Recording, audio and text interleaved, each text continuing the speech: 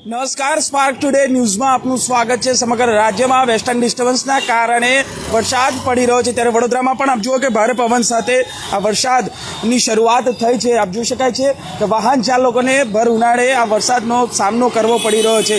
જો કે જે પ્રકારે ભારે ગરમી છે તેનાથી રાહત તો મળશે, પરંતુ આ વરસાદ અહીંયા જોવા મળી રહ્યો છે। ખાસ કરીને અત્યારે વાહન ચાલકોએ છત્રી અને રેનકોટનો સહારો લેવો પડે છે તેવી પરિસ્થિતિ અહીંયા ઊભી થઈ ચૂકી છે। આ ભારે પવન સાથે અહીંયા વરસાદ જોવા મળી રહ્યો છે। જો કે જે પ્રકારે સમગ્ર રોડ પર આ વરસાદ વડોદરા શહેર સહિત સમગ્ર મોટાભાગના ગુજરાતના જે શહેરો છે ત્યાં વરસાદે શરૂઆત કરી છે। માવઠાના લીધે કહી શકાય કે જે રાજ્યના ધરતીપુત્રો છે તેની પર સીધી અસર જોવા પડી રહી છે। ખાસ કરીને કેરીના પાકને જે વધારે નુકસાન થયું છે એ જોવા મળી રહ્યું છે અને તેના કારણે ધરતીપુત્રો પણ આ નુકસાનીનો વારો ઝીલી શકે છે।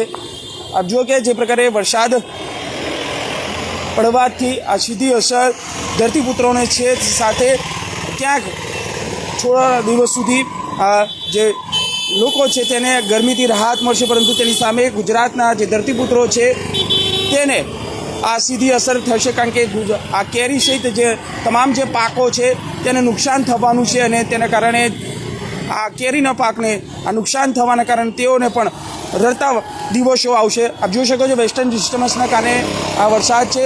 જો કે આકાશમાં પણ વાદળો ઘેરાઈ ચૂક્યા છે, ભારે પવન પણ સાથે આવી રહ્યો છે, લગભગ 40થી 60ની સ્પીડે પવન પણ ફૂંકાઈ રહ્યો છે।